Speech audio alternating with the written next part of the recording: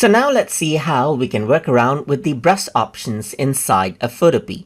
So to do that, I'm going to go around over here onto Windows right here, and here you can see that brush is an option. So once you go ahead into the brush section, you can see that it is not active right now. That is because my brush is not selected. But as soon as I select the brush, I can go ahead and draw. And here you can see that I can choose around different tips right here, just like this. I can go around and draw from over here. I can go around and draw from over here, and so forth, as you can see right here.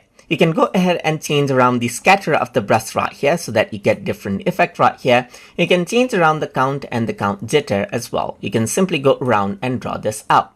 You can go for color dynamics as well so that there's a different sort of dynamics right here. And you can change around the jitter just like this as well. And this is the effect that you have right here as you go ahead and draw along. You can also go around and transfer this, and then this is what you have, as you can see. You can also change around the count right here, and that is the brush effect that you have. If I were to go around over here and select out, let's say, color right here, then you can see that this is what I have right here.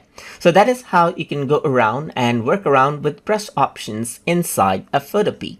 So I hope you guys learned something as always.